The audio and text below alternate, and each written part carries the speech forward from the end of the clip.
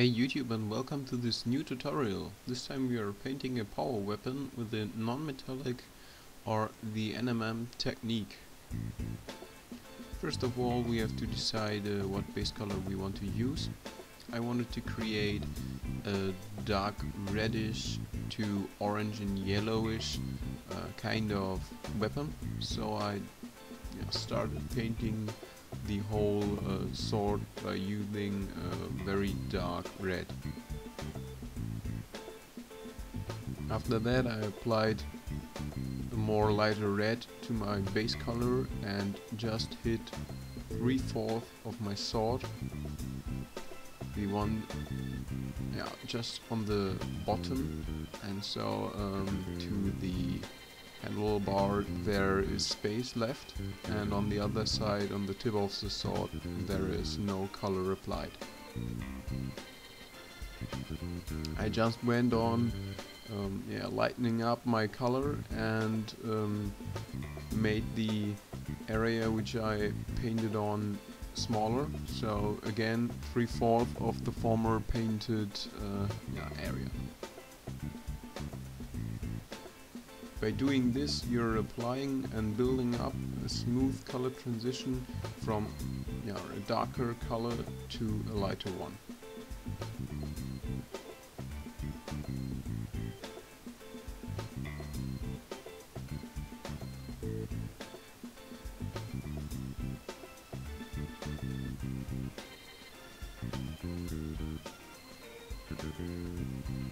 I recommend you always to thin down your paints heavily, so it's better to apply 2 or 3 coats of color than one thick one, which destroys your color transition.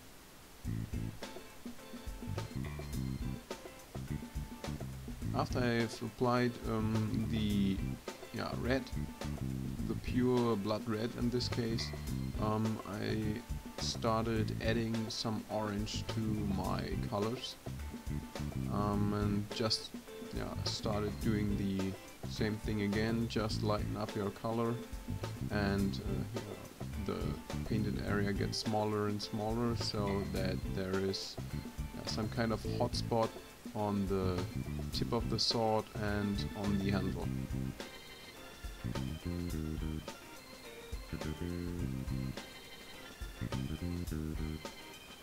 I will do this kind of tutorial also for using an airbrush, because it is a quite easy but effective technique, and you will see that the result is it's quite nice.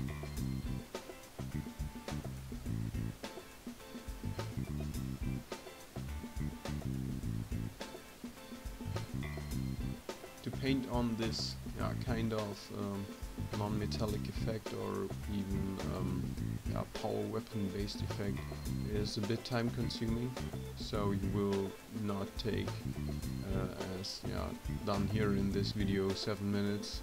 It will take about 30 minutes or what. It's dependent to how good you are in this technique.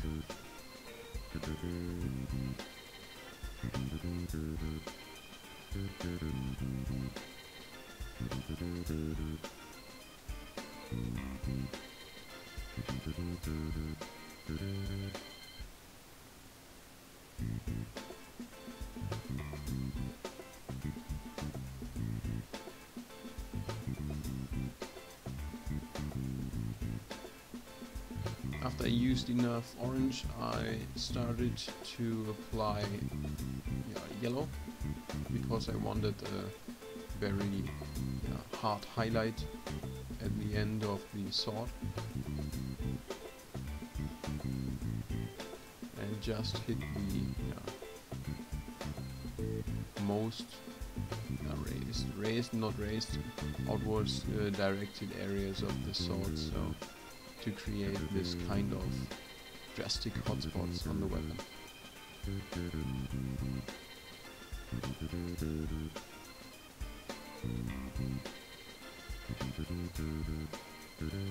After that I decided that on the other side the sword is not dark enough for my manner, so I applied a black wash in various layers to darken down the other side of the sword. I also thinned down the wash to make the color transition quite nice.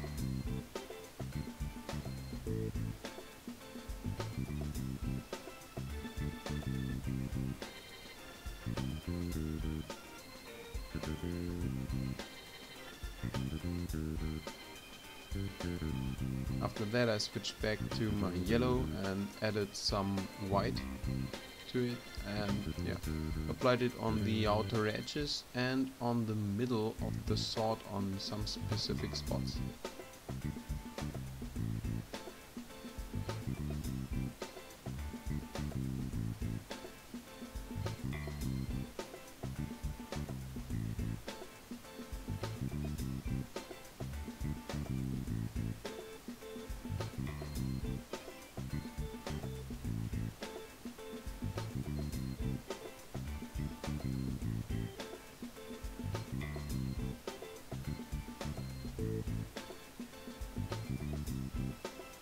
Just in case that the effect of the weapon isn't seen clearly in this state of how the miniature is painted up, the effect will grow or even bloom up heavily when the whole miniature is painted, and you can see the hard contrasts compared to the miniature.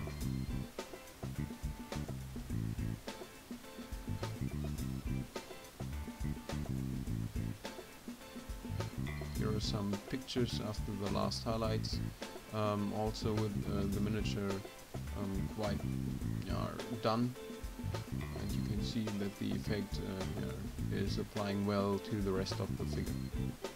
Thank you for watching, vote, comment and subscribe, and if you liked the video, please also visit one of my other sites and lend me your support. Thank you, goodbye, your Warpainter.